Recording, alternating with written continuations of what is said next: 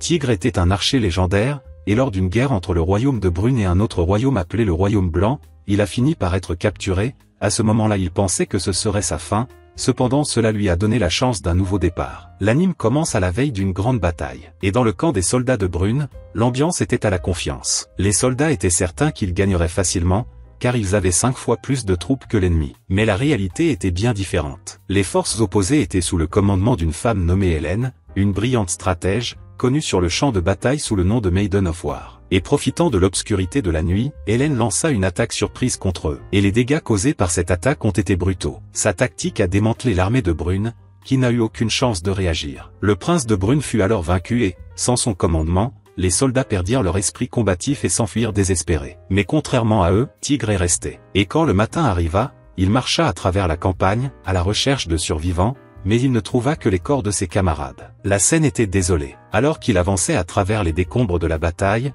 un chevalier ennemi l'attaqua. Et Tigre, avec son habileté habituelle, a éliminé son adversaire d'un seul coup précis. Cependant, le cheval s'est enfui avant qu'il puisse le monter pour partir. Peu de temps après, Tigre repéra un petit groupe de soldats ennemis dirigés par Hélène elle-même, le commandant légendaire qui avait décimé ses troupes. Il savait qu'il ne pouvait pas battre ce groupe, mais il décida d'essayer quelque chose d'audacieux. Il décida alors de mettre fin au conflit sur le champ, en éliminant le chef ennemi. En vérifiant ses flèches, il se rend vite compte qu'il ne reste que 4 flèches. Cela l'inquiète un peu, mais il dégaine quand même son arc et tire sur 2 chevaliers qui protégeaient Hélène, ouvrant la voie à une attaque directe. Elle remarqua sa présence et, sans hésitation, s'avança vers lui avec son épée à la main. Tigre a essayé de la toucher avec une flèche, mais elle a facilement coupé le projectile dans les airs. Surpris par sa précision, il tira à nouveau et le résultat fut le même. Hélène s'approcha rapidement, le désarma et plaça sa lame contre son cou. Le tigre avait été vaincu. À son réveil, il se trouvait dans une cellule propre et confortable, ce à quoi il ne s'attendrait jamais de la part d'un ennemi. Il est ensuite emmené auprès d'Hélène,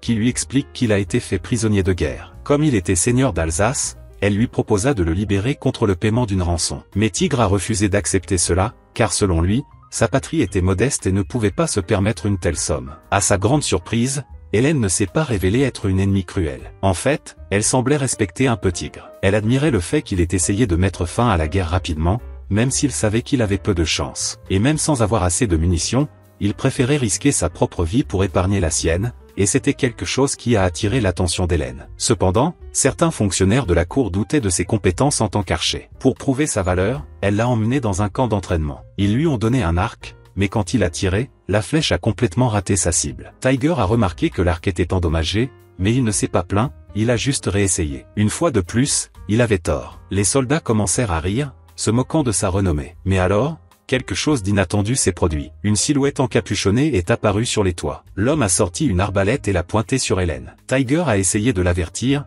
mais il n'avait pas le temps. Heureusement, une barrière magique l'a protégé du tir. L'agresseur s'est rapidement enfui et les gardes ont commencé à le poursuivre. Tiger, même avec un arc défectueux, a fait un calcul rapide de la distance et a tiré. La flèche a touché avec précision le pied de l'envahisseur, l'immobilisant. La scène a laissé tout le monde surpris. Même avec l'arc tordu, Tigre avait réussi un tir extraordinaire. Hélène a été impressionnée et a reconnu le talent. Et en signe de respect, elle lui offrit une place dans son armée, avec tous les droits d'un noble du royaume blanc. Mais Tigre refusa la proposition, car il avait toujours le devoir de protéger sa terre, l'Alsace. Le lendemain, Tigre était accompagné de Baldi, l'un des soldats qui avait saboté son arc pendant l'entraînement, essayant de l'humilier. Mais maintenant, Baldi était l'un de ses plus grands admirateurs. En signe de repentir, il s'est même rasé la tête. En chemin, les deux discutent jusqu'à ce qu'ils atteignent la cafétéria, où ils partagent un repas bien servi. Tigre commente que, dans son pays, il a une servante qui adore cuisiner. Plus tard, Tigre se rend au terrain d'entraînement avec un arc. Là, plusieurs soldats lui demandent de leur apprendre à tirer, impressionnés par son habileté. Après l'entraînement, il se rend aux toilettes de la caserne et finit par rencontrer des vétérans qui ont combattu pendant la guerre. Ces soldats ne sont pas du tout contents du respect que reçoit un ennemi comme Tigre. Sentant le climat hostile, il décide de partir et de chercher un autre endroit pour se baigner. À ce moment-là, il rencontre un petit dragon, l'animal de compagnie d'Hélène. Après la douche, il retourne dans sa chambre et essaie de dormir. Au milieu de la nuit, Baldi le réveille d'urgence en lui disant qu'ils ont capturé un homme âgé avec un fort accent brunéien. Tigre court vers l'endroit et trouve un homme cagoulé entouré de gardes. En s'approchant, il reconnaît le visage de Ber, l'ancien serviteur de son père et son ancien serviteur. L'émotion prend le dessus sur Tigre. Bertie révèle que la région Alsace est attaquée par un seigneur ennemi et que le peuple a besoin de son aide immédiatement. Sans perdre de temps, Tigre se lève et se dirige vers la porte principale avec l'intention de partir. Là, il trouve Hélène qui l'attend, l'épée à la main. Elle lui demande où il pense aller à cette heure de la nuit. Tigre, déterminé, dit qu'il doit s'écarter de son chemin. Les deux se tiennent face à face. Tigre déclare que si nécessaire, il désobéira à ses ordres, reconnaissant même qu'Hélène l'a traité avec dignité depuis sa capture. Cependant, alors qu'il essaie de le faire, Hélène continue de lui bloquer le chemin et dit que son idée est imprudente et presque suicidaire. L'ennemi dispose de 3000 soldats, tandis que Tigre en compte à peine une centaine. Comment espère-t-il gagner comme ça? Tigre répond que, même si les chances sont contre lui, il ne peut pas abandonner son peuple. Il faut protéger l'Alsace. Hélène dégaine alors son épée et la pointe dans sa direction, disant que s'il s'enfuit, il sera considéré comme un déserteur et sera exécuté s'il est capturé. Tigre est choqué par ces paroles. Il sait que si elle le voulait, elle pourrait le capturer ou même le tuer à tout moment. Mais jusque-là, elle l'avait toujours épargné. Réalisant qu'il ne gagnera pas par la force, Tigre change de position. Il s'incline devant Hélène et lui fait une demande, qu'elle lui prête ses troupes pour l'aider à défendre sa terre. Les gardes autour sont surpris par son audace. Un prisonnier demandant des soldats à l'armée qui le retient captif, Hélène rit à la demande, puis le regarde avec curiosité. Elle dit que Tigre l'amuse et c'est pour cela qu'elle va accepter cette proposition. Elle est prête à lui prêter son armée et même à combattre à ses côtés si Tigre accepte de faire de l'Alsace une partie de son royaume, lui jurant fidélité. Sans hésitation, Tigre répond que si elle gouverne son peuple avec justice et compassion, il n'aura aucun problème à lui prêter allégeance. Satisfaite de la réponse, Hélène sourit et invoque ses bannières. Bientôt, 1 millier de soldats sont rassemblés, prêts à marcher. Les troupes se dirigent vers l'Alsace, déjà attaquée. Pendant les préparatifs, Tigre et Tita, sa servante, parlent à des soldats plus expérimentés et décident de cacher les hommes dans les forêts, tandis que les femmes et les enfants sont emmenés au temple, un lieu considéré comme sacré et peu susceptible d'être attaqué. Lorsque les soldats ennemis entrent dans le village et ne rencontrent aucune résistance, le commandant Zion devient furieux. Il s'attendait à des conflits et du sang, pas au silence. Pris de rage, il décide de détruire la maison de Tigre. Lors de l'attaque, il voit une jeune servante dans les escaliers tenant un arc noir. Il s'avance pour l'attaquer, essayant de la frapper avec son épée à plusieurs reprises, mais sans succès. Elle court vers le balcon, mais il la rattrape et la retient. Juste au moment où il est sur le point de la blesser, Tigre apparaît avec Hélène à ses côtés. Sans réfléchir à deux fois, Tigre tire une flèche qui touche la main de l'ennemi, le faisant reculer. Zion hurle de douleur en voyant le sang couler. Tigre demande à Tita de sauter de là. Et au moment où elle saute, l'un des gardes ennemis tente de faire tomber le cheval de Tigre avec une corde, mais il parvient à l'attraper dans les airs avant qu'elle ne tombe. Hélène utilise sa magie du vent pour ralentir la chute et s'assure que Tigre et sa monture atteignent le sol en toute sécurité. Elle explique qu'elle peut contrôler le vent grâce à l'épée légendaire qu'elle porte, symbole de son titre de War Maiden. Tigre les remercie, mais avant qu'il puisse se reposer, il voit une flèche voler vers Tita. Il l'attrape rapidement dans les airs, le place dans son propre arc et riposte, frappant l'attaquant et le battant instantanément. Même avec une blessure au bras, Tigre continue. Tita déchire un morceau de ses propres vêtements et fabrique un bandage improvisé. Pendant ce temps, Hélène ordonne à ses soldats d'avancer et de chasser les ennemis restants de la ville. Tigre se prépare à se battre à nouveau, mais se rend compte que son arc est endommagé, une fissure causée par les mouvements intenses l'a rendu inutile. À ce moment-là, Tita lui tend l'arc noir de la famille. Tandis qu'il le tient, Tigre se souvient des paroles de son père. Cet arc ne doit être utilisé qu'en cas de véritable danger. Et maintenant, il sent que le moment est venu. La plupart des ennemis s'enfuient, mais environ 300 se retrouvent encerclés à l'intérieur de la ville et sont vaincus. Les autres, y compris le commandant Zion, parviennent à s'échapper. La bataille étant gagnée pour l'instant, Tigre, Hélène et leurs alliés se réunissent autour d'une table, planifiant leurs prochaines étapes. Tita se voit confier la mission de rassembler autant de cordes que possible avec l'aide des villageois, car cela fera partie de la prochaine stratégie de guerre. De l'autre côté du champ de bataille, Zion était furieux de la tournure que prenait la bataille. Il regardait ses soldats blessés revenir vers la ville, tout en serrant sa main bandée, ressentant encore de la douleur à chaque mouvement. Déterminé à se venger, il décide d'attendre Tigre et ses alliés sur le champ de bataille, préparant un piège. Même avec les pertes, Zion avait toujours un avantage numérique significatif. Il divisa donc son armée en 3 parties, une pour tendre des embuscades sur les côtés, une autre pour fournir un soutien, et la principale, qui affronterait Tigre de front. Sachant qu'il était désavantagé de 3 contre 1, Tigre a créé une stratégie similaire. Il a également divisé ses forces en 3 groupes. Il se tenait à l'avant du groupe principal, faisant directement face aux troupes de Sion. Hélène, à son tour, tira son épée et donna l'ordre d'avancer. Les deux forces s'affrontaient. Des flèches ont commencé à tomber d'en haut, tirées par des archers ennemis, menaçant de causer de lourdes pertes à l'armée du Tigre. Mais Hélène a utilisé sa magie du vent pour créer une barrière qui a dévié les projectiles, protégeant la ligne de front. Réalisant qu'Hélène avait besoin de soulagement, Tigre décida d'agir. Il a localisé les archers ennemis et a habilement tiré 3 flèches en même temps, touchant 3 cibles à la fois. Hélène fut impressionnée par sa précision alors qu'il continuait à se frayer un chemin à travers les lanciers ennemis, coupant leur rang et menant l'avancée en territoire ennemi. Tigre continuait à couvrir ses mouvements, recevant de nouvelles flèches de Bear, son fidèle écuyer, chaque fois qu'il en manquait. Ensemble, ils ont avancé sur le terrain comme si rien ne pouvait les arrêter. L'affrontement entre les cavaleries a provoqué une énorme confusion. Au milieu du chaos, un rugissement puissant interrompit la bataille. Tigre et Hélène restèrent immobiles, vigilants, tandis que les soldats adverses faisaient de la place. Du milieu des rangées émergea un dragon terrestre géant, recouvert de plaques de métal. L'impact visuel était si grand que même les plus courageux hésitaient. Mais le désir de vaincre la créature parlait plus fort. Beaucoup coururent vers lui et tombèrent. Le dragon avançait avec facilité, écrasant quiconque se mettait sur son chemin et tuant des dizaines de personnes en quelques secondes. Tiger a essayé de tirer dans l'œil de la créature, mais à ce stade, il était trop résistant à ses flèches. De l'autre côté, Zion regardait et souriait, ordonnant à ses troupes d'encercler Tigre par les flancs. Mais ce qu'il ne savait pas, c'est que Tigre avait déjà anticipé ce mouvement. La moitié des troupes de Tigre étaient en position pour intercepter le siège. À l'approche des ennemis, ses forces sont entrées en action et ont percé les lignes ennemies, libérant l'armée principale. Voyant la situation s'équilibrer, Hélène prit la responsabilité d'affronter le dragon. Elle a demandé à tout le monde de reculer et a commencé à rassembler son énergie en silence. Par une incantation, il créa une sphère de vent chargée de rafales froides et coupantes. Le dragon marcha vers elle, mais elle concentra son attaque et lança la sphère avec force. L'explosion souleva le dragon dans les airs et, d'un coup précis, Hélène divisa la créature en deux, la détruisant complètement. Un soupir collectif parcourut l'armée. La voie était libre. Zion, désormais agité, se rongeait les ongles en essayant de penser à sa prochaine étape. Pendant ce temps, Tigre avait une autre astuce. Il ordonna à la moitié de son armée de battre en retraite comme s'il fuyait. Les soldats de Sion,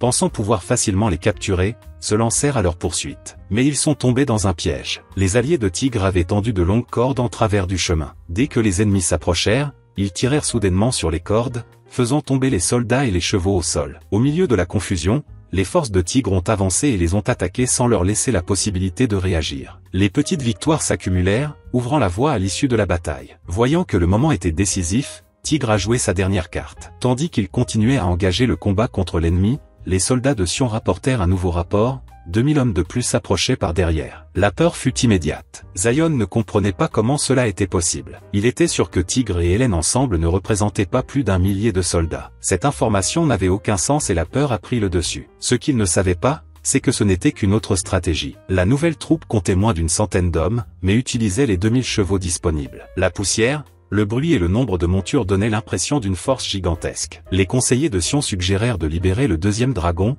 mais il refusa immédiatement. Après avoir vu comment Hélène avait détruit le premier si facilement, il ne voulait pas répéter l'erreur. Avec la confusion sur le terrain et sa vision altérée, Zion finit par croire au canular de Tigre. La peur s'empare de lui et il décide d'ordonner le retrait de ses troupes pour assurer sa propre protection. Malgré l'insistance de ses soldats sur le fait qu'il y a encore une chance de victoire, Zion est pris de panique et ne pense qu'à fuir. Les forces de Tigre avancent, poursuivant l'ennemi, jusqu'à ce qu'elle se retrouve finalement face à face avec Zion et son groupe principal. Zion hurle, qualifiant Tigre de traître pour s'être allié à Hélène, quelqu'un qui jusqu'à récemment était un ennemi. Mais Tigre reste calme. Il dit simplement que Sion paiera pour ce qu'il a fait à sa terre. Sion, essayant de gagner du temps ou de renverser la situation, propose un duel direct entre les deux. Tigre serait désavantagé, car il n'utilise qu'un arc et des flèches, qui sont de peu d'utilité dans les duels au corps à corps. Hélène lui demande de décliner le défi. Après tout, il pourrait simplement vaincre toute l'armée ennemie avec leur force. Mais Tigre, guidé par son propre honneur, décide d'accepter. Il monte son cheval,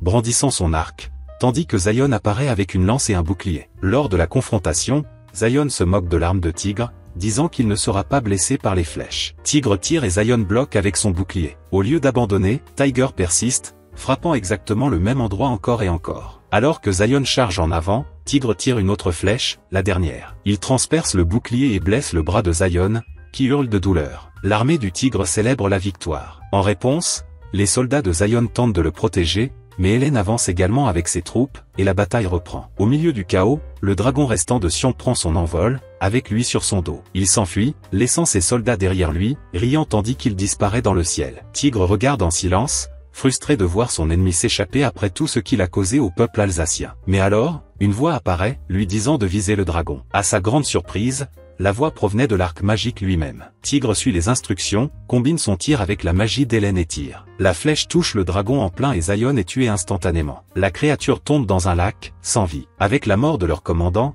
les soldats de Sion perdent courage et se rendent immédiatement. Le lendemain, Tita trouve Hélène en train de réveiller Tigre avec la pointe de son épée pressée contre son visage. Elle est visiblement jalouse de la scène. Lorsqu'elle apprend que Tigre va visiter l'Alsace, Tita prépare un déjeuner spécial et se prépare à l'accompagner. Tiger dit qu'il n'y aura pas de temps pour les pique-niques, mais elle insiste et s'en va. Pendant ce temps, Hélène est convoquée dans la capitale du royaume de Zé, Cilia, pour s'expliquer auprès du roi. Elle s'était engagée dans la bataille sans autorisation officielle. Pendant le voyage, Lim demande pourquoi Hélène fait d'autant confiance à Tigre. Hélène répond qu'en plus d'être amoureuse de lui, elle est également fascinée par les capacités naturelles dont il fait preuve. Lim comprend, mais prévient que ce sentiment n'est peut-être pas une raison suffisante pour faire confiance à quelqu'un qu'elle connaît à peine. Quand Hélène arrive au palais, elle explique qu'elle a été engagée par le comte Tigre pour défendre l'Alsace. Le roi devient furieux et n'est calmé que par l'intervention d'une autre War Maiden, Sophia Oberta. Elle affirme qu'Hélène a agi avec urgence parce que les batailles n'attendent personne. Il note également que Brun ne voulait pas impliquer Zé dans ses conflits internes. Lorsqu'on lui demande quelle sera la punition d'Hélène, le roi répond qu'il parlera en dehors de la cour royale. Alors qu'elle part, Hélène se dispute avec Ludmila Luri, une autre petite War Maiden, qui la taquine pour avoir été réprimandée une fois de plus par le roi. Sophia intervient à nouveau, appelant les deux à la raison. Elle révèle plus tard à Hélène que la famille de Ludmila est alliée aux rivaux du roi et pourrait essayer de manipuler la situation contre elle. Elle avertit Hélène de procéder avec une grande prudence, car son alliance avec Tigre pourrait attirer de puissants ennemis. Pendant ce temps, à Brun, les ducs Thénard et Gilon ont retiré leurs troupes, et l'Alsace connaît un moment de paix. Mais cela ne doit pas durer. Thénard est furieux de la défaite humiliante subie par son fils Zayon et prévoit de se venger de Tigre et Hélène. Il ordonne à son sorcier de préparer un nouveau groupe de dragons, ce qui prendra environ un mois. Leur objectif est de lancer une guerre totale contre l'armée du Tigre. Pour éliminer directement Tigre, il compte engager un groupe d'assassins de renom. Et pour vaincre Hélène, il prévoit d'utiliser une autre War Maiden comme rivale. Pendant ce temps, Tigre arrive en Alsace et confirme que les habitants sont sains et saufs. Après cela, il s'allonge et finit par rêver de son enfance, se souvenant des moments passés avec son père avant sa mort. Lorsqu'il se réveille, il voit Tita toujours profondément endormie. Il la réveille et elle s'excuse de s'être endormie. Plus tard, ils partent ensemble à la recherche du comte Macha. À la surprise de Tigre, Lim est là aussi. Il explique son alliance avec la jeune fille de guerre Hélène et révèle son plan pour affronter le duc Thénard. Macha lui demande s'il a l'intention de s'allier au duc Gilon, mais Tigre précise qu'il ne veut s'impliquer avec aucun d'eux. Avec le soutien de Macha, qui part pour la capitale de Brune pour défendre la cause de Tigre devant le roi, Tigre se dirige vers les comtés voisins, cherchant le soutien des nobles. Après d'intenses discussions, ils acceptent de l'aider, reconnaissant qu'il peut devenir la troisième force politique de Brune. Plus tard, Tigre, Hélène et Lim se rencontrent pour définir les prochaines étapes. Hélène révèle qu'elle a reçu l'autorisation de son roi d'annexer l'Alsace, mais à une condition, la région doit être incorporée au territoire de Zé, perdant ainsi son autonomie. Hélène explique également que la position du roi de Zé est instable. Il peut changer de camp à tout moment, tant que cela profite à son royaume. Selon elle, sa plus grande préoccupation maintenant concerne les autres War Maidens, qui pourraient se retourner contre elle à tout moment. Parmi elles se trouve Ludmila, connue pour sa posture rigide et formelle. Comme si elle avait été appelée, Ludmila apparaît au moment où ils discutent de cela et demande à parler à Tigre. Elle se présente comme la jeune fille de l'épée purificatrice, et à sa demande, le groupe décide de porter la conversation au village de Rodri. En chemin, ils se rendent compte trop tard qu'ils sont tombés dans un piège. Un groupe d'assassins d'élite, connu sous le nom de Sarache, avait été engagé par le duc Thénard pour les éliminer. Le premier assassin tire une fléchette empoisonnée sur Tigre, mais il parvient à l'esquiver et cloue rapidement l'ennemi à un arbre avec une flèche. Lim abat le suivant, mais est mordu par un serpent venimeux et tombe au sol, affaibli. Hélène tue le serpent et Tigre suce le venin de la blessure de Lim pour ralentir les effets. D'autres assassins s'approchent, mais Ludmila réagit rapidement. À l'aide de sa lance magique, Lava, elle invoque le pouvoir de la glace et élimine les attaquants d'un seul coup. Il se précipite vers Rodri pour obtenir des soins médicaux pour Lim. Après sa convalescence, le groupe se promène dans le marché du village. La nourriture de rue attire l'attention, mais Ludmila refuse de tenter quoi que ce soit pour maintenir sa noble posture. Tigre, avec tact, la convainc d'essayer, ce qui rend Hélène jalouse, qui entame une petite dispute avec Ludmila. Pendant le combat, Ludmila reconnaît que Tigre est une bonne personne, mais dit qu'il est trop soumis à Hélène, ce qui entrave ses chances avec d'autres femmes. La discussion se termine lorsque Ludmila décide de retourner dans son pays natal, Olmütz. Hélène soupçonne que Ludmila est partie mobiliser ses troupes vers Letmeritz, dans le but de limiter les mouvements d'Hélène et de soutenir Thénard. Bien que Ludmila n'ait aucune raison personnelle de combattre Tigre, elle doit maintenir de bonnes relations avec le duc pour le bien d'Olmütz. La prédiction d'Hélène se réalise. Sur ce, le groupe se réunit pour planifier la prochaine étape. Ils ont deux options, affronter Ludmila immédiatement ou renforcer les défenses de l'Alsace, en attendant les attaques de Thénard et de Gilon. Tigre souligne l'importance de protéger les alliés et suggère d'envoyer un émissaire pour tenter de négocier avec Ludmila. Mais elle ignore complètement le messager. Les deux forces se préparent à la guerre. Ludmila organise son armée, même contre l'avis de certains soldats, qui pensent que c'est une erreur de combattre contre Hélène. Selon elle, elle a l'obligation de protéger l'alliance historique entre sa famille et les Tardus. L'affrontement se déroule dans les plaines enneigées de Vialin. L'issue est incertaine, avec de nombreuses victimes des deux côtés. Sans vainqueur, les deux armées battent en retraite. Plus tard, Tigre, Hélène et Lim se réunissent pour repenser leur stratégie, désormais conscients de la force de l'armée de Ludmila, ce qui renforce la réputation d'avoir les meilleures défenses parmi les War Maidens. Hélène affirme que battre Ludmila serait facile, car elle l'a déjà vaincue en duel auparavant. Selon elle, les deux vivent en conflit à cause d'une vieille rivalité entre leurs arrière-grand-mères, tout cela à cause d'un homme. Plus tard, ils découvrent que Ludmila s'est retirée dans la forteresse des Tatras, considérée comme impénétrable. L'armée de Letmeritz commence un siège, mais il n'y a qu'un seul moyen d'entrer dans la forteresse, un couloir bordé de défense. Ludmila a utilisé ses pouvoirs de glace pour renforcer les portes, les rendant presque impossibles à franchir. Toutes les tentatives d'invasion échouent et les combats atteignent une impasse. Le froid intense menace les soldats campés. Sans attendre de soutien, Hélène décide d'attaquer seule, mais Tigre et Lim ne sont pas d'accord. Ils pensent que le plan est trop dangereux. Hélène se met en colère, mais Tigre la calme en lui disant qu'elle est l'une des personnes les plus importantes de sa vie, juste après sa patrie, l'Alsace. Sur ce, elle recule et accepte une autre stratégie. Tigre propose une alternative. Les femmes du groupe lui préparent un déguisement d'ours, et Tigre se lance alors dans une mission de reconnaissance secrète à la recherche d'un itinéraire alternatif vers la forteresse. Le troisième jour, fatigué et affamé, il tire sur un renard à distance et, sans le savoir, finit par rencontrer Ludmila dans la forêt. Impressionnée par la précision du tir, elle l'invite à se réchauffer près du feu. Toujours déguisé, Tigre se présente sous un autre nom. En buvant du thé, elle l'invite à servir dans son armée. Mais il refuse, disant qu'il a une maison où il doit retourner. Tandis qu'il parlait, Mila semblait abattue et distante. Tigre l'a remarqué et l'a encouragée à se défouler. Ce faisant, elle a partagé le poids qu'elle porte en tant que War Maiden, la pression constante, les obligations et le fardeau de devoir travailler aux côtés de personnes qu'elle méprise, tout cela au nom de son pays. Elle regrettait d'avoir dû cacher ses sentiments pour maintenir l'image de sa famille. Le lendemain, les deux se disent au revoir. Tigre suit astucieusement les traces que Mila a laissées dans la neige et découvre un passage alternatif vers la forteresse des Tatras, à travers une porte arrière. Le lendemain, il revient avec Hélène et une centaine de soldats pour tenter d'envahir par ce nouveau chemin. Cependant, à leur arrivée, il découvre que Mila a encore renforcé la défense, rendant difficile l'avancée. Malgré cela, Hélène décide qu'ils ne reculeront pas. S'ils faisaient demi-tour maintenant, il ne ferait que donner à l'ennemi le temps d'avancer vers l'Alsace. Avec cela à l'esprit, elle décide de détruire la porte elle-même. Il court vers elle, invoquant une spirale de vent, essayant de l'ouvrir avec sa magie. Mais la barrière résiste et la tentative échoue. Le bruit attire l'attention des archers qui se trouvaient au sommet des murs, et ils commencent à tirer. Tigre apparaît à temps pour sortir Hélène de la zone dangereuse. Il canalise ensuite le pouvoir magique de son arc, comme il l'avait fait contre le fils de Thénard. Concentrant une force rotative, il tire une flèche qui traverse la porte, ouvrant une brèche. La forteresse était finalement vulnérable aux attaques des troupes de Letmeritz. À l'intérieur des murs,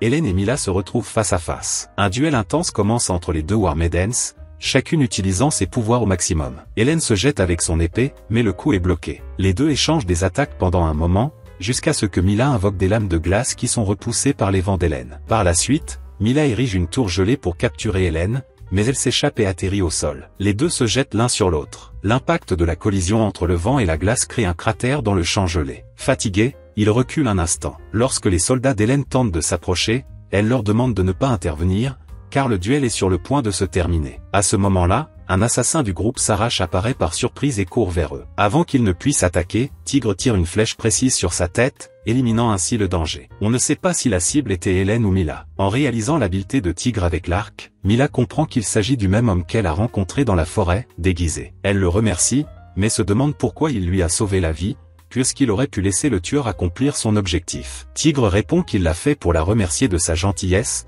pour lui avoir offert du thé et de la chaleur quand il en avait le plus besoin. Il a dit qu'il n'oublierait jamais ce geste. Elle lui demande alors ce qu'il veut en retour. Tiger lui demande seulement de rester neutre. Il aimerait l'avoir comme allié, mais il sait qu'il n'a rien à offrir en retour, et il ne veut pas forcer une alliance dénuée de sens. Mila accepte, déclare qu'il maintiendra une position neutre dans le conflit civil brunéen et annonce son retrait de la guerre, ainsi que son soutien à Thénard. Cela donne à Tigre l'occasion de tourner son attention vers le véritable ennemi. Cependant, le retrait de Mila n'empêche pas Thénard de poursuivre ses plans. Il s'agit désormais des chevaliers royaux, en particulier d'un certain Roland, connu comme le plus grand guerrier de Brune. Un mois s'était écoulé depuis la bataille de Tatra. Tigre revient au royaume avec 5000 chevaliers de Zé, ainsi que le soutien d'autres comtés. Établit une base sur un territoire dominé par Thénard. L'alliance entre les armées d'Alsace et de l'Etmérite s'est appelée Tonnerre d'Argent. Lim trouve le nom trop enfantin, disant qu'il ressemble plus au titre d'une comptine qu'à celui d'une armée. Au cours de la réunion, Baldi interrompt avec une nouvelle, une autre bagarre a éclaté entre les soldats. Depuis que les deux armées ont uni leurs forces, les escarmouches mineures sont devenues courantes en raison du grand nombre de guerriers rassemblés. Tigre va personnellement tenter de calmer la situation et découvre que la dispute portait sur la forme d'un nuage. Préoccupé par le silence venant de la capitale de Brune et le manque de nouvelles du comte Macha, Tigre se rend à Saunier, la ville centrale de la région, à la recherche d'informations. Mais vous ne trouvez rien de pertinent. L'or-ogre tente d'apaiser la tension en suggérant à Tigre de se détendre et de profiter d'un des établissements locaux, mais il préfère se retirer et réfléchir au bord d'une rivière. Là, il est approché par Sophia, l'une des 7 War Maidens. Elle se présente comme une envoyée spéciale du roi de Zé, avec pour mission de clarifier la position du royaume dans le conflit interne de Brune. Le roi, jusqu'alors, resta silencieux sur les événements. Sophia révèle qu'elle est venue délivrer un message officiel, le royaume de Zé n'est pas impliqué dans la guerre civile de Brune et qu'Hélène a agi de son propre chef, en tant que mercenaire à gage. Cependant, elle n'a pas pu transmettre la communication directement au roi de Brune. Ils lui dirent que le roi était trop malade pour la recevoir. Elle informe alors Tigre qu'il a été accusé de trahison, qu'il a perdu tous ses titres et droits, et que l'Alsace appartient désormais directement à la couronne. Un nouveau magistrat serait envoyé pour gouverner leurs terres. Sophia partage avec Tigre et Hélène qu'elle a trouvé Macha dans la capitale, ce qui les soulage tous les deux, car ils s'inquiétaient de son sort. Elle assure ensuite à Hélène que, pour l'instant, aucune autre War Maidens n'est intéressée à s'allier contre Tigre, ce qui signifie qu'il n'y aura pas de deuxième front ennemi pour le moment. Mais un nouveau défi approche, les chevaliers royaux. Maintenant que Tigre a été déclaré traître, l'or-ogre prévient que Roland, connu sous le nom de Chevalier Noir et commandant de l'ordre de Navarre, est en route vers le camp avec l'ordre direct du roi d'éliminer Tigre. Roland est un guerrier impressionnant, connu pour sa force dès son plus jeune âge. Il a été fait chevalier à l'âge de 13 ans et a reçu l'une des reliques nationales, son épée légendaire, Durandal. Depuis lors, il n'a jamais perdu une seule bataille. Tigre rencontre ses alliés et montre sa perplexité. Il ne comprend pas pourquoi le roi l'a déclaré ennemi, tout en ignorant les actions de Gilon et de Thénard. Malgré cela, ils envoient des messagers pour tenter d'arrêter l'avancée de Roland, mais ils sont tous arrêtés. La capitale étant désormais contre eux, le groupe se tourne vers l'armée de Zé pour obtenir du soutien. La bataille d'Orange commence bientôt. Roland provoque à lui seul une destruction massive parmi les troupes de Silver Thunder. Hélène tente de l'affronter seule, mais après quelques secondes de combat, elle tombe de son cheval. Ses soldats se précipitent pour l'aider, mais Roland les vainc en quelques coups seulement. Malgré cela, il admet que cela faisait longtemps qu'il n'avait pas affronté un adversaire aussi digne qu'Hélène. Réalisant qu'elle ne pourra pas le vaincre avec des attaques ordinaires, elle se prépare à libérer le véritable pouvoir de son épée. Cependant, avant qu'il ne puisse agir, Tigre tire une flèche dans le ciel. Roland pense que c'est une erreur, mais la flèche atteint son cheval, qui tombe mort sur le coup. Tigre s'approche pour sauver Hélène et parvient à la sortir de là, mais pendant le processus, il est grièvement blessé par une profonde coupure à la poitrine. L'armée de Roland continue d'avancer, atteignant presque les deux. C'est à ce moment que Sophia apparaît et leur ordonne de fuir, tandis qu'elle retient l'ennemi. Avec son bâton magique, elle invoque une barrière de lumière, créant un champ qui bloque le passage. Certains soldats tentent de forcer l'entrée, mais finissent par être avalés par le mur d'énergie avec leurs chevaux. Quand Roland arrive, il demande si cela a été fait avec de la magie et dit que rien ne l'arrêtera. Au fil du temps, la magie commence à s'estomper et Roland détruit la barrière d'un seul coup. Lui et Sophia se battent intensément pendant quelques minutes. À un moment donné, elle transforme son bâton en lumière et disparaît après une incantation. Roland se rend compte que tout cela n'était qu'un plan pour gagner du temps et permettre à Tigre et Hélène de s'échapper. Peu de temps après, un soldat apporte un nouveau rapport, les troupes de Macha ont attaqué par l'arrière, prenant les chevaliers royaux par surprise. À la lumière de cela, Roland ordonne la retraite. Et seul Roland commence à réfléchir. Il se souvient d'une conversation qu'il a eue avec les ducs. Gilon avait dit que le roi était très malade et que même Roland ne pouvait pas lui rendre visite. Le duc l'a convaincu que Tigre devait être éliminé, sur ordre du roi lui-même. Mais maintenant, Roland commence à douter. La situation semblait trop manipulée. De retour au camp, l'état de Tigre s'aggrave d'heure en heure. La blessure à la poitrine est profonde. Lorsqu'on lui demande ce qu'il a découvert dans la capitale, Macha répond que même lui n'a pas pu voir le roi directement. La cour était entièrement contrôlée par les ducs Gilon et Thénard. Plus tard, le premier ministre Badin s'est approché de Macha en secret et lui a permis de voir le roi caché. Ce qu'il a trouvé, c'est un homme détruit par le chagrin. La mort de son fils, le prince de Brune, à la bataille de Nantes le laissa dans un tel état de confusion qu'il joua avec des cubes comme un enfant. Profitant de cette situation, Gilon et Thénard ont tout manipulé pour faire croire que les décrets venaient du roi lui-même. Ce sont eux qui ont donné l'ordre à Roland d'attaquer,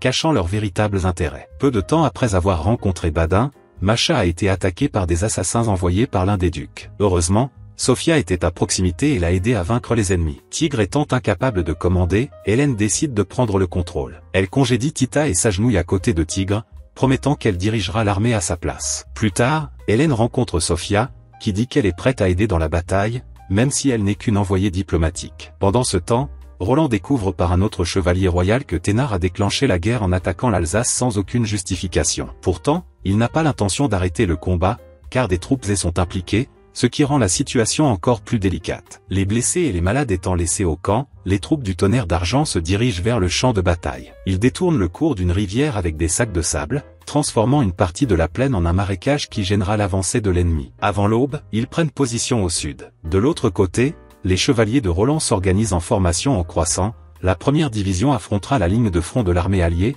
la deuxième attaquera par le côté et la troisième avancera le long des bords, en fonction du mouvement de l'ennemi. Bientôt la bataille commence. Hélène attire Roland loin du camp principal. Avec Sophia, elle combine ses pouvoirs du vent et de la lumière pour tenter de le vaincre. Pendant un moment, il semble qu'ils vont y arriver. Mais Roland, avec sa force impressionnante et l'épée Durandal en main, traverse la sphère magique du vent comme si de rien n'était. L'air confiant, il s'approche, déterminé à mettre fin à cette guerre sur le champ. Pendant ce temps, au camp, Tigre se réveille lentement et remarque que son arc noir brille. À ses côtés se trouve Tita. L'arche vous guide vers un ancien temple isolé dédié à la déesse Traal, la divinité de la nuit, des ténèbres et de la mort. Tigre exige de savoir pourquoi il a été emmené là-bas. À ce moment-là, l'entité prend temporairement le contrôle du corps de Tita et révèle qu'il ne l'a pas rappelé, c'est lui qui a cherché cet endroit, guidé par le désir de devenir plus fort. En guise de test, Traal propose de tirer sur Tita pour prouver sa détermination. Tigre, cependant, canalise son énergie dans la flèche afin qu'elle se disperse avant de la toucher, la laissant indemne. Satisfaite de son choix, Traal accorde les pouvoirs promis. Tigre retourne sur le champ de bataille et arrive à temps pour aider Hélène et Sophia, frappant l'armure de Roland avec un tir à longue portée avant qu'ils n'atteignent les deux. Les guerriers expliquent à Roland qu'ils ont été embauchés par Tigre uniquement pour vaincre le duc Thénard, et qu'après avoir reçu le paiement, ils retourneront à Zé. Ils l'invitent à rejoindre leur cause contre Thénard, mais Roland refuse, déclarant qu'il est un chevalier royal et qu'il n'obéit qu'aux ordres directs du roi. Tigre, bien que blessé, rassemble des forces et utilise ses nouveaux pouvoirs. Visez Roland alors qu'il tente de riposter avec sa puissante épée Durandal. L'explosion résultant de la collision entre les attaques provoque un grand cratère dans le sol. Roland reste debout un instant, mais tombe bientôt à genoux, affirmant qu'il a perdu le contrôle de ses bras. Puis il se rend. Peu de temps après, Tigre s'évanouit également à cause de ses blessures. La reddition de Roland entraîne la retraite de l'ordre de Navarre, mais pas avant qu'il ait perdu plus de la moitié de ses troupes. Avec cela, l'armée du Tigre est libre de marcher vers Thénard. Le lendemain matin, les chevaliers récupèrent les corps de ceux tombés au combat et préparent un lieu de sépulture. Après avoir découvert les véritables plans de Gilon et Thénard, Roland décide de se rendre lui-même à la capitale pour s'assurer que Tigre ait une audience directe avec le roi,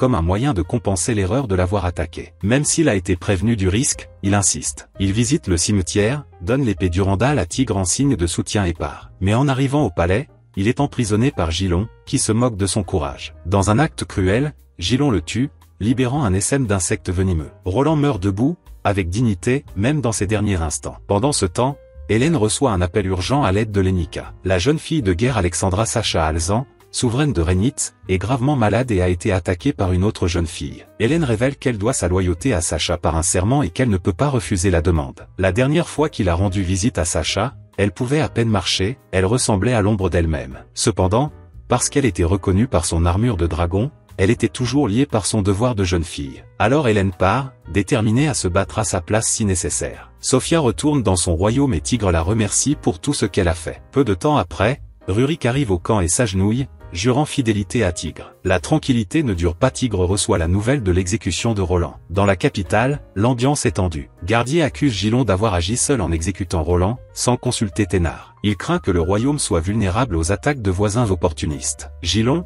indifférent, révèle que l'armée de Mual approche par terre et par mer, venant du sud, et qu'ils ont probablement l'intention d'utiliser les habitants comme esclaves. On sait que Mual pratique encore aujourd'hui la traite des esclaves, envahissant des royaumes, pillant des villages et emmenant des innocents sans raison apparente. Il y a déjà 20 000 soldats qui avancent sur Brune. Thénard divise ses forces. Un contingent de 7 000 hommes marche pour contenir les envahisseurs dans le sud. La stratégie consiste à attirer l'ennemi à l'intérieur du territoire, laissant les frontières vulnérables. La deuxième armée, forte de 13 000 soldats, reste dans la capitale, soi-disant pour la protéger, mais sert en réalité à surveiller Gilon, qui renforce ses troupes au nord. Conscient de la menace, Tigre passe la nuit à étudier, à analyser des cartes et à tracer des itinéraires. Tita apporte son repas et lui demande de ne pas trop manger. Il lui demande de rester au camp avec Bertrand, et elle accepte, à condition qu'il revienne sain et sauf. Plus tard, Baldi demande à Tigre quelles sont les chances de gagner. Au lieu d'un discours héroïque, Tigre répond honnêtement, ils sont 20 fois moins nombreux qu'eux. Avec Macha et les autres alliés, il partage une demande spéciale. Il part ensuite en reconnaissance avec Rurik et d'autres volontaires. Voyant comment les envahisseurs traitent les captifs, il décide que la priorité sera de sauver autant de prisonniers que possible. Tigre regarde l'arc noir et hésite à l'utiliser,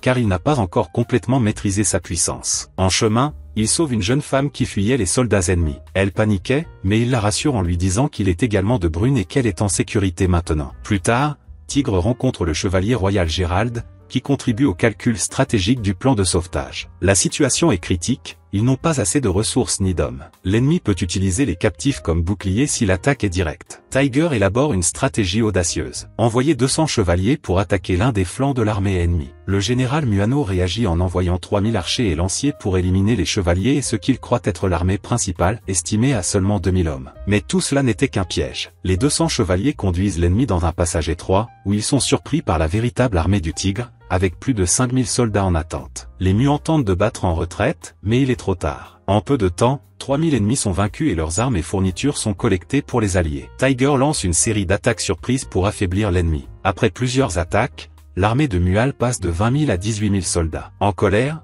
le général Kassom ordonne l'exécution de civils brunéens en représailles. Il organise alors 3000 soldats pour marcher à la tête de l'armée, croyant que Tigre n'oserait jamais attaquer de front. Mais Tigre surprend tout le monde. Affronter l'armée principale avec seulement 600 guerriers. Kassom ridiculise le choix d'un archer comme commandant. Tigre répond que ceux qui attaquent les civils ne méritent aucune pitié. Les ennemis tentent de tirer sur Tigre, mais ils entendent des cris de guerre venant des montagnes. Ils découvrent trop tard que Tigre a amené une nouvelle troupe Zé. Alors que les deux armées se battent, Tigre concentre son attention sur Kassom. Alors que la bataille fait rage autour de lui, il tire une flèche qui traverse le champ de bataille et atteint le général à la tête. Avec la mort de leur commandant, les muants se retirent en désordre. Tigre ordonne la poursuite et libère les Bruniens qui étaient retenus comme esclaves. Et malgré la victoire, beaucoup pleurent ceux qui n'ont pas été sauvés à temps. Certains lui reprochent le retard. Mais parmi eux, une petite fille s'approche de lui et le remercie en disant qu'il a vengé la mort de son père. Le même jour, Tigre libère davantage de prisonniers, même si les troupes du tonnerre d'argent sont extrêmement épuisées et à court de provisions. Bien qu'ils aient subi des pertes étonnamment faibles,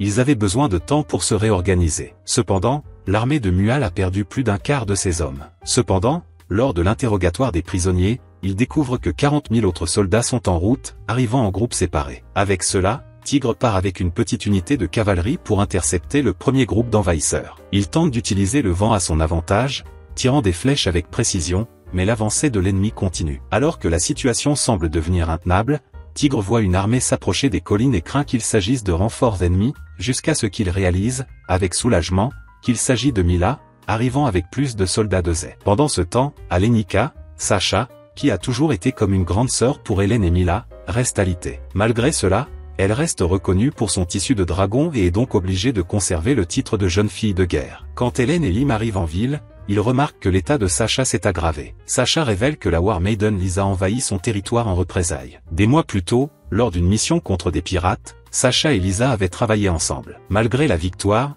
Lisa a accusé les soldats de Sacha d'avoir délibérément attiré les pirates vers ses troupes, même sans preuve. Maintenant, Lisa cherche à se venger. Hélène se porte volontaire pour défendre Lenica. Au milieu de la conversation, elle commente à Sacha à propos de Tigre et de ses actions récentes, disant qu'elle espère qu'un jour les deux se rencontreront. Pendant ce temps, le commandant de l'armée de Mual découvre l'alliance entre l'armée de Tigre et Zé. En apprenant l'implication d'une War Maiden, il décide que si elle est aussi belle qu'on le dit, elle pourrait peut-être les aider. Sinon, il n'hésitera pas à la tuer. Au camp de Silver Thunder, Tigre rencontre Mila pour discuter d'une éventuelle alliance. Cependant, son approche est trop directe et semble désespérée. Mila l'interrompt et transforme la conversation en une véritable leçon de posture et de stratégie. Après cela, il accepte de livrer 4000 soldats en échange d'une faveur équivalente. Et ensemble, ils discutent de ce qu'il faut faire face à l'approche de Barbaro, le commandant ennemi. Connu pour avoir vaincu une flotte de 1000 navires avec seulement 200 hommes, il est à la fois respecté et craint. Tigre sait qu'ils n'auront qu'une seule chance. Mila lui suggère d'utiliser l'arc magique Arar, le même qui a détruit la porte de la forteresse des Tatras, mais Tigre explique qu'il ne comprend pas encore pleinement ses pouvoirs et qu'en l'utilisant, il perd connaissance. Il décide de le laisser comme dernière option. Avec peu de voies viables restantes, deux alternatives restent, éliminer le commandant ennemi ou couper ses lignes de ravitaillement. Mais le deuxième plan ne serait pas possible. Il serait vaincu avant même d'y arriver. Il ne restait plus qu'à affronter directement Barbaro. Après de nombreuses analyses, Mila propose un plan risqué qui pourrait fonctionner contre la vaste armée de Barbaro. Peu de temps après, l'un des hommes de Tigre rapporte qu'une des femmes sauvées refuse de manger. Il apporte lui-même le repas et elle, souriante, dit qu'elle ne le mangerait que si c'était sa soupe. Elle se présente comme rein et, avant qu'il ne parte, lui fait une demande spéciale. De l'autre côté, Hélène marche vers le nord-est depuis Lenica avec 3000 soldats, rassemblant des forces de Lenica et de Letmeritz, pour affronter Lisa. Lisa, une autre War Maiden, a des yeux de couleurs différentes, un très rare appelé hétérochromie. Avant le match, Sacha prend Lim à part et lui demande de prendre soin d'Hélène. Elle dit que même si le dragon Clotte la protège physiquement, ce sera la loyauté de ses amis qui la protégera des pièges politiques et des trahisons. Sur le champ de bataille, Hélène ordonne à Lim de rester aux commandes des troupes, car seuls les War Maidens peuvent vaincre d'autres Maidens. Hélène descend de son cheval et se dirige vers le bord du combat, où elle trouve Lisa. Les deux s'affrontent avec leurs armes démoniaques, Hélène avec son épée de vent et Lisa avec un fouet électrique. Hélène lance une rafale de vent, mais Lisa la contre avec de l'électricité. Hélène est jetée au sol pendant quelques instants, mais se relève bientôt et contre-attaque de toutes ses forces, poussant Lisa jusqu'à ce qu'elle se rende. Hélène veut continuer à se battre, mais Lisa la prévient, le temps presse et la guerre contre Tigre approche. Gilon et Thénard ne sont plus en conflit, et Gilon mobilise probablement ses troupes pour affronter Tigre. Elle révèle également que l'armée de Mual est sur le point d'attaquer avec 40 000 soldats. Lisa propose alors un pacte, elle retirera ses troupes de Lenica et maintiendra une trêve d'un an si Hélène se retire maintenant. Hélène accepte, à condition que Lisa s'excuse auprès de Sacha pour l'intrusion. Accord trouvé, Hélène redirigeait immédiatement ses troupes vers Letmeritz. Pendant ce temps, Mila envoie un émissaire à Barbaro, lui disant qu'il n'a pas le droit de poser le pied sur le sol brunien sans justification. Elle exige qu'il recule. Barbaro répond que, même si elle a raison, il n'arrêtera pas de se battre simplement parce qu'une War Maiden le lui demande. Avec cela, il divise son armée en 7 unités pour réagir rapidement aux embuscades et aux avancées, espérant découvrir quelle tactique Tigre a encore en réserve. La bataille d'Oria approche. La neige commence à tomber sur les champs, marquant le début de l'affrontement. Les éclaireurs de Mual reviennent avec des informations, l'armée du Tigre occupe toutes les collines et possède 4 bannières différentes, indiquant l'union de 4 armées distinctes. Malgré cela, les archers Tigres ne semblent pas atteindre leur cible. Comme il y a peu de lances en vue, les ennemis concluent qu'ils font face à une petite armée. Et ainsi Tigre fortifie l'une des 2 courtes collines d'Oria, la transformant en une sorte de forteresse de fortune. L'autre colline, couverte de neige, semble inoccuper une erreur de jugement de la part de l'ennemi. Barbaro positionne 4 divisions au pied de la colline fortifiée pour commencer le siège. Les 3 autres suivent un groupe de réfugiés, croyant pouvoir les capturer. Mais ils tombent dans un piège. Les soldats de Tigre, cachés sur la colline enneigée, lancent une attaque surprise. Barbaro ordonne à ses archers de riposter, mais Mila érige une barrière magique qui transforme les flèches en éclats de glace, détruisant les projectiles. L'espace créé permet à Tigre de tirer plusieurs flèches et de toucher les soldats ennemis avec précision. Lorsque Barbaro reçoit la nouvelle de l'embuscade, il n'est pas surpris. Il savait que Mila aurait une défense solide, car les rumeurs sur ses compétences n'étaient pas exagérées. Mais Mila avait encore une dernière surprise à révéler. Le groupe de réfugiés en fuite était en fait constitué de soldats déguisés dirigés par Rurik, soit environ 2000 hommes prêts à attaquer. Il lance une attaque inattendue sur les soldats de la 5e division de Mual, prenant l'ennemi complètement au dépourvu. Au même moment, la force principale du Tigre entre en action, encerclant l'ennemi de tous côtés. Les vrais civils étaient protégés à l'intérieur de la forteresse au sommet de la colline. Pour que le plan fonctionne, Tigre a dû personnellement plaider auprès des réfugiés, qui étaient déjà mécontents des mauvaises conditions dans lesquelles ils vivaient et de la nourriture avariée. Malgré cela, le chef du groupe comprenait que s'ils étaient capturés par les ennemis, ils ne survivraient pas. En collaborant avec le plan de Tigre, ils auraient au moins une réelle chance de s'en sortir vivants. La 5e division étant encerclée, la victoire fut rapide. Ensuite, Tigre et Mila ont avancé contre les divisions 6 et 7. Lorsqu'il entendit parler de l'attaque, Barbaro ordonna à la 4e division d'intervenir en renfort, tandis que les 3 autres maintenaient le siège au pied de la colline. Malgré les revers, le commandant ennemi semblait toujours calme. Son plan était d'épuiser les forces de Tigre jusqu'à ce qu'elles soient suffisamment faibles pour qu'il puisse les affronter lui-même. En fait, lorsque Tigre et Mila tentent de faire pression sur la 7e division pour atteindre Barbaro, ils finissent par être acculés par les divisions 6 et 4. La colonne d'attaque du Silver Thunder commence à céder à cause de la fatigue, devenant vulnérable aux attaques. La ligne de front étant affaiblie, les ennemis commencent à se rapprocher. Barbaro se positionne à l'arrière de ses troupes, protégé de toute flèche, attendant avec impatience l'opportunité d'affronter Mila directement. La situation devient critique. Tigre et Mila montrent des signes d'épuisement, et l'archer est déjà à court de flèches. Il demande à Mila de reculer, mais elle refuse. Elle lui rappelle qu'elle est une jeune fille de guerre, et non quelqu'un de fragile qui a besoin d'être protégé. Même s'ils sont en infériorité numérique, elle croit qu'ils peuvent encore gagner, à condition qu'ils se battent avec courage. Motivés, les deux continuent de résister. C'est à ce moment qu'une nouvelle troupe apparaît à l'horizon. Les chevaliers du Nord avancent en force sur l'armée de Mual. Masha avait lancé des appels de détresse, et maintenant les renforts étaient enfin arrivés. Émile dirige 1500 chevaliers de l'ordre de Chéet, Chéet en amène 1500 autres de l'ordre de Ludu et Auguste dirige 2000 de l'ordre du Calvados. Émile et Chéet rejoignent immédiatement la bataille. Août, après avoir rencontré Tigre, lui remet une lettre de Roland et Olivier, lui demandant de soutenir la cause de Tigre. Bien que sa position de chevalier royal ait retardé son action, Auguste, qui avait autrefois servi dans l'armée d'Alsace, était désormais du côté de Tigre. Avec l'arrivée des chevaliers, Tigre et Mila peuvent enfin respirer. Ils rechargent leurs flèches et retournent au combat. Même après avoir appris que 5000 renforts soutenaient Tigre, Barbaro refusa toujours de battre en retraite. Au contraire, il envoie la 4e division pour renforcer encore l'attaque. Cependant, 3000 cavaliers supplémentaires arrivent du nord-ouest. Désormais, avec 8000 renforts ralliés, Barbaro comprend qu'il est temps de battre en retraite. Malgré tout, il essaie de remplir sa mission. Il envoie une partie de ses hommes au sud de Brune, dans le but de conquérir cette région. Environ 30% de son armée avait déjà été perdue. Mais la pire nouvelle arrive peu après. Sa flotte maritime a été détruite par Thénard, qui a coulé ses navires. Maintenant, même son armée en mer avait été anéantie. Avec seulement 8000 des 30 000 hommes initiaux restants, Barbaro retire complètement ses forces de Brune. Il envoie un messager au camp du Tonnerre d'Argent, félicitant Tigre pour sa victoire et essayant de lui plaire. Il crée un titre pour Tigre, l'appelant Swift Arrow, car selon lui Tigre pouvait tirer des flèches comme s'il s'agissait de météores. Après la cérémonie, Tigre et Mila tentent de discuter des véritables objectifs de Barbaro. Mais Tigre s'endort au milieu de la conversation. Le lendemain matin, Hélène arrive au camp et trouve Tigre et Mila endormis côte à côte. La scène éveille sa jalousie et génère une autre dispute entre les deux Warmaidens à propos de Tigre. Plus tard, Lim s'approche de Masha et s'excuse de ne pas avoir été présent à la bataille. Elle admet que même si elle doutait de Tigre au début, il a prouvé sa valeur et est maintenant devenu la 3e force militaire majeure de Brune. Mila invite Tigre à prendre le thé dans sa tente, mais il décline poliment. Il préfère s'éloigner un instant et parler à Hélène dehors. Là, il s'excuse d'avoir mis en danger tant de ses soldats pour son bien. Hélène lui tient la main alors qu'ils sont allongés sur l'herbe, lui disant qu'elle croit en sa cause. Tigre promet de ne jamais oublier ceux qui sont morts en combattant pour lui. Après avoir vaincu les Muants et voyagé pendant 4 jours, Tigre et son armée campent à Pelle, renforcés par leur nouvelle alliance avec Émile de l'ordre de Chéet. Au cours de la nuit, une nouvelle figure apparaît, Valentina, une jeune fille de guerre. Elle apparaît à travers un portail magique créé par son armure de dragon. Sans dire grand-chose, il regarde simplement Tigre pendant qu'il dort, déclarant qu'ils se reverront bientôt. Et il disparaît de la même manière qu'il est arrivé. Le lendemain matin, Hélène et Mila commencent un autre de leurs débats habituels. Mila se moque d'Hélène en lui disant qu'elle aurait dû rester sur Zé, mais qu'elle était probablement trop inquiète pour ses soldats pour ne pas venir. Hélène rétorque, la qualifiant de sentimentale, et dit que ses propres soldats sont assez forts, même avec son arrivée tardive sur le champ de bataille. Mila, d'un ton provocateur, remercie Hélène d'être venue, même si elle était en retard, et reconnaît qu'elle a bien pris soin de Tigre en son absence. Hélène déclare alors que le rôle de Mila a déjà été rempli et que maintenant, en tant que War Maiden officielle du groupe, elle devrait retourner à Zé et laisser Tigre avec elle. Plus tard, Tigre est convoqué à une réunion avec Masha et Lim au sujet du défunt prince de Brune. Il y a des rumeurs selon lesquelles quelqu'un dans le camp lui ressemble beaucoup. Alors qu'ils débattent de qui cela pourrait être,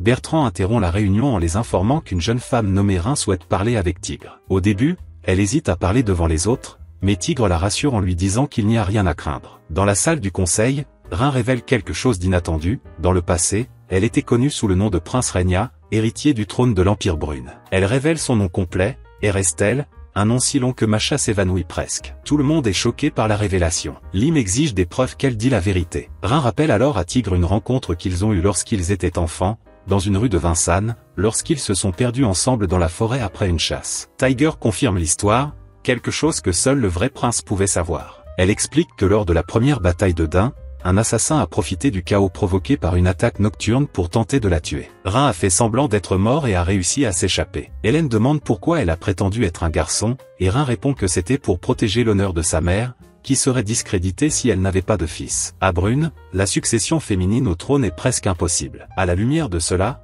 Hélène et Mila discutent de la question de savoir si soutenir Rin finirait par nuire à Tigre, puisque la révélation que le prince est en fait une fille pourrait ébranler la confiance du peuple. Tigre propose de parler au roi, mais Masha lui rappelle l'état mental instable du monarque. Lorsque Tigre demande pourquoi Rin lui a confié son secret, elle explique qu'elle a vu de la sincérité dans ses yeux, un homme sans arrière-pensée, même s'il avait été accusé à tort de trahison. À la surprise générale, Rin admet qu'elle l'a testé, elle lui a demandé de l'aider à prendre un bain. Et parce que Tigre a agi avec respect et dignité, elle a fini par lui faire entièrement confiance. Tigre accepte de l'aider, à condition qu'elle puisse prouver sa lignée royale. Rin dit qu'il existe un sanctuaire caché sur le territoire d'Arium, un lieu connu uniquement des membres de la famille royale. L'entrée secrète est protégée par un mécanisme qui ne peut être activé que par le sang noble. Étant donné que le Premier ministre Badin connaît bien cette tradition, cela constituerait une preuve définitive. Convaincu, Tigre décide de se diriger vers Arium. Mais avant de partir, le sorcier de Ténard fournit 5 nouveaux dragons pour la bataille. Parmi eux,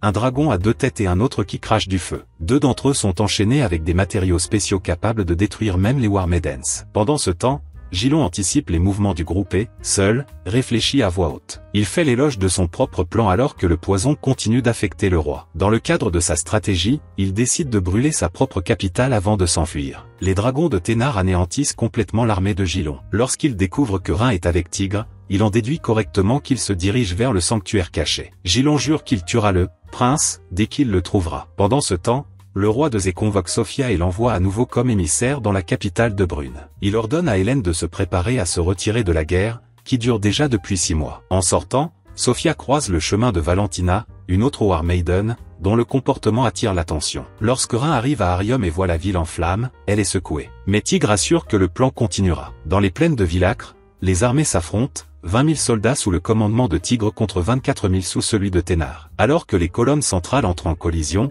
Hélène et Mila avancent sur le flanc droit. L'objectif est de percer le flanc gauche de l'ennemi et d'atteindre les dragons. Tous deux invoquent leur pouvoir magique et, grâce aux attaques de glace de Mila, ils parviennent à vaincre 3 des créatures. Cependant, les dragons à 2 têtes et celui qui cracheur de feu résistent, leur chaîne spéciale annule les pouvoirs des armes sacrées. Lors de l'attaque, Mila hésite lorsqu'elle voit ses coups être repoussés. Hélène la pousse hors du chemin des flammes et finit par se brûler dans le processus. De loin, Ténard observe et ordonne à ses soldats d'encercler les jeunes filles, prêts à les sacrifier si nécessaire. La bataille terminée, les armées se retirent pour se réorganiser. Hélène et Mila croient que les chaînes du dragon fonctionnent comme l'épée de Roland, annulant la magie. Ils assurent néanmoins à Tigre qu'ils peuvent les gérer, tandis qu'ils se concentrent sur le reste de l'armée. 4 heures plus tard, la bataille recommence. Ténard place les 2 dragons en première ligne. Tigre, prévoyant le danger, ordonne à ses soldats de se retirer temporairement. L'objectif est de gagner du temps pour qu'Hélène et Mila puissent affronter les créatures. En fait, la retraite était une imposture. Les soldats de Tigre cherchaient des armes. Renforcés,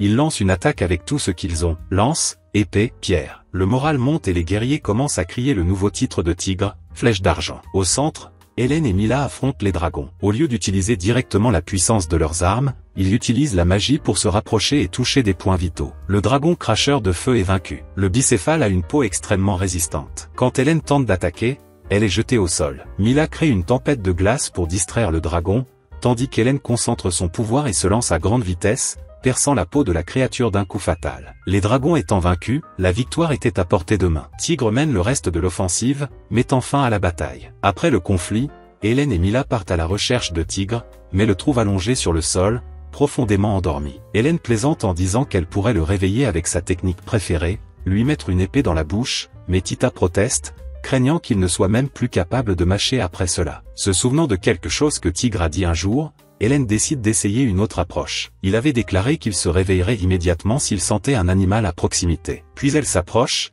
émettant une présence agressive semblable à celle d'une bête, et Tigre se réveille en sursaut, lançant presque un coup de poing jusqu'à ce qu'il réalise que ce n'était qu'Hélène. Après avoir réalisé cela, il pousse un soupir de soulagement et s'excuse auprès d'elle. Plus tard, Tigre et ses compagnons se réunissent pour un repas copieux, préparé avec amour par Tita. Pendant le dîner, Tigre commente que le groupe doit encore se rendre à Arium, mais qu'ils n'entreront pas directement dans la ville. Le plan est d'atteindre les zones souterraines à l'extérieur des murs, pour prouver la lignée de Regain. S'ils peuvent prouver leurs origines royales, ils pourront peut-être gagner le soutien du peuple de Brune et exposer les actions traîtresses des ducs Ténard et Gilon. Regain partage ensuite ce que son père lui a dit à propos du sanctuaire connu sous le nom de Grotte Sacrée, l'endroit où le fondateur de Brune aurait reçu la connaissance divine pour établir le royaume. La grotte a 3 entrées, une dans le quartier central d'Arium, une autre au sud-est, dans le temple de la déesse Messia, et la troisième au nord-est, dans le cimetière public. L'entrée la plus proche est l'entrée du temple. Tigre décide d'accompagner Regain là-bas, et Bertrand, son ancien écuyer, demande à l'accompagner, affirmant qu'à son âge, cela pourrait être sa dernière chance de servir son jeune seigneur. Tiger accepte, à condition qu'il se retire si la situation devient dangereuse. Hélène se porte également volontaire pour y aller, ignorant les avertissements de Lim et Mila de procéder avec plus de prudence. Elle ordonne à Lim de rassembler une petite équipe de 5 guerriers de confiance pour l'escorter. Tigre accepte, mais précise qu'Hélène doit donner la priorité à sa sécurité et à celle de la princesse. Le lendemain matin, Tigre, Regain, Hélène, Bertrand et quelques gardes arrivent au temple. Bien que petit et mal entretenu, le lieu dispose d'un escalier qui descend vers les anciens tunnels. Regain ouvre la lourde porte avec l'aide des gardes, et le groupe descend, passant par un chemin étroit et froid, que Tigre croit être un tunnel d'évasion. En chemin, il trouve de vieilles illustrations de dragons sur les murs. Regain explique que dans l'Antiquité, les dragons étaient considérés comme des créatures capables de nuire même aux dieux. Hélène n'est pas d'accord, se rappelant que le fondateur de Zé était, selon la légende, l'incarnation d'un dragon. Regain commente que, dans certaines histoires, les dragons ont conclu des pactes avec les dieux et que les 3 déesses piliers ont été créées pour les servir. Bientôt,